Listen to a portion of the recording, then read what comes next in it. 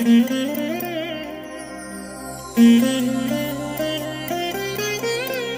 దినం పరము నుండి దిగివచ్చు మాట, ఇది నీ జీవితానికి వెలుగుల బాట, నీ ఒడిలో ఉంచబడిన దీవెనల మూట, అద్భుతాల ఆనంద ఊట. డిసెంబర్ 21 సంవత్సరమంతా మీరు బైబిల్ చదివి ముగించడానికి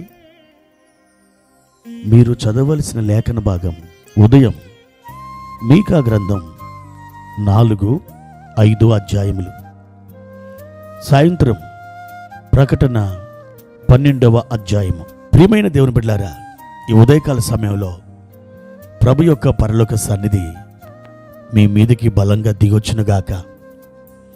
ఆయన తన ఆత్మచేత మిమ్మల్ని అభిషేకించి ఒక ప్రశస్తమైనటువంటి వారిని గాను, కృపనొందినటువంటి వారిని గాను, దీవెనకు వారసులుగాను మిమ్మల్ని నిలబెట్టాలని ఈ ఉదయకాలం మీ కొరకైన నా ప్రార్థన. నా ప్రియ దేవుని బిడ్డలారా, ఈ ఉదయకాల సమయంలో ప్రభువారు మనకిచ్చిన ఒక వాక్య భాగాన్ని చదువుకుందాం. 30వ కీర్తన 2వ వచనం. యెహోవా నా దేవా, నేను నీకు మొరపెట్టగా నీవు నన్ను స్వస్థపరిచితివి. ప్రియమైన దేవుని బిడ్డలారా, దేవుడు ఆదిలో మనుషుల ఎడల ఒక ప్రణాళిక కలిగి మొదటి మానవుడైన ఆదామును, అతని ప్రక్కటెముకైన హవ్వమ్మను ఆయన నిర్మించి సృష్టించినప్పుడు వారు సంపూర్ణ ఆరోగ్యవంతులుగా ఉండాలని దేవుడు కోరుకొని ఉన్నాడు. వారు మరణం పాలు కావాలని, వ్యాధులు, ఇరుకులు, సమస్యలు, ఇబ్బందులు, రోగాలు, నొప్పులు, ఇలాంటి బాధలతో వారు ఉండాలని ఎంతమాత్రమును దేవుడు కోరుకోలేదు. వారిని సంపూర్ణ ఆరోగ్యవంతులుగా దేవుడు ఆ దినమున సృష్టించాడు. అయితే దేవుని యొక్క ఆజ్ఞను మీరి దేవునికి వ్యతిరేకంగా తిరుగుబాటు జెండా ఎగురవేసిన మానవుడు వ్యాధిలోను, రోగములోను, మరణములోను చిక్కుకొనిపోయాడు. ఏమాత్రం నిరీక్షణ లేదు, సంతోషం లేదు, సమాధానం లేదు. ఎప్పుడూ ఏదో ఒక టెన్షన్, ఏదో ఒక ఆందోళన, జీవితంలో రకరకాల భయాలు, ఇవన్నీ కూడా అతని జీవితాన్ని ఆవరించుకొని ఉన్నాయి.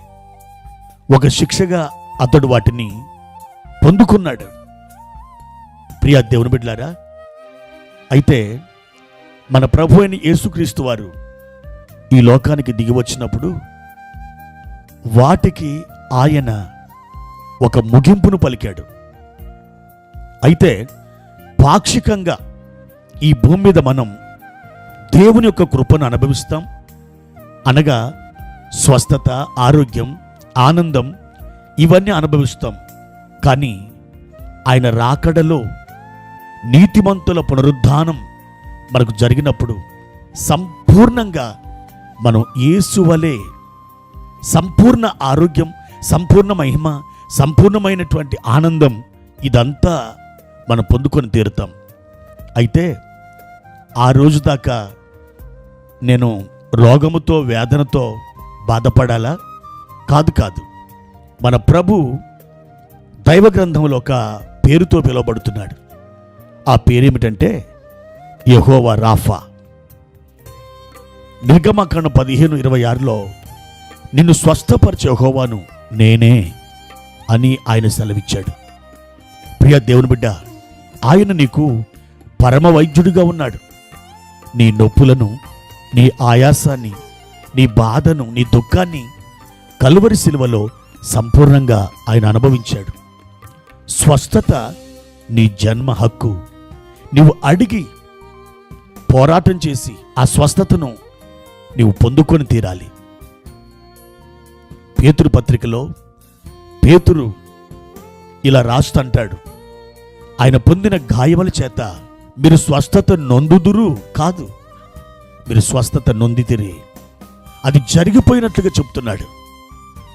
నీ రోగం కొరకు ఆనాడే కల్వరిలో ఆయన వెల చెల్లించాడు. ఇప్పుడు ఆ వెలను బట్టి నువ్వు దేవుని దగ్గర ధైర్యంతో, ప్రభువా నాకు స్వస్థత కావాలి, నేను సంపూర్ణ ఆరోగ్యవంతురాలిగా మారాలి, సంపూర్ణ ఆరోగ్యవంతుడిగా నేను నీ కొరకు నిలబడాలి అని నువ్వు అడగవచ్చు. ధైర్యంతో కృపాసనం దగ్గరికి నువ్వు వెళ్ళవచ్చు. ప్రియ దేవుని బిడ్డ, ఈ ఉదయకాల సమయంలో ప్రభు అయిన యేసుక్రీస్తు దగ్గరికి నువ్వు వెళ్ళి ఆయన అడుగుతావా? ప్రభువా, నేను స్వస్థత పొందుతాను, నేను స్వస్థత పొందడం అది నీ చిత్తం, నాకు ఈరోజు స్వస్థత దయచేయండి అని మీరు భారముతో ఆయన సన్నిధిలో వాగ్దానముని పట్టి ప్రార్థించండి. తప్పకుండా మీరు విడుదల పొందుతారు, సంపూర్ణ ఆరోగ్యవంతులుగా మారుతారు. ప్రభు అట్టి కృప మీకు దయచేయునుగాక. ప్రార్థన. ప్రియమైన తండ్రి, మీ ఘనమైన నామానికి వందనాలు. మా దేవా, మేము అనారోగ్యముతో, రోగములతో, వ్యాధులతో జీవించడం మీ చిత్తము కాదు. మీరు పొందిన దెబ్బల చేత మాకు స్వస్థతను సిద్ధపరిచారు. మీ గాయముల చేత మాకు ఆరోగ్యాన్ని సమకూర్చారు. ఆనాడే మా పాపముల కొరకు వెల చెల్లించిన ఆ దినాన మా రోగముల కొరకు, మా వ్యాధుల కొరకు మీరు గాయాలు అనుభవించి దెబ్బలు తిని స్వస్థతను మా హక్కుగా మీరు మాకు అనుగ్రహించారు. ఇప్పుడే మా ప్రియులు ఈ మాటలు వింటుండగా, ఈ ప్రార్థనలో వారు ఏకీభవిస్తుండగా మీ వాక్కును పంపి వారిని స్వస్థపరచుమని యేసుక్రీస్తు నామములో అడిగి వేడుకుంటున్నాను తండ్రి. ఆమెన్.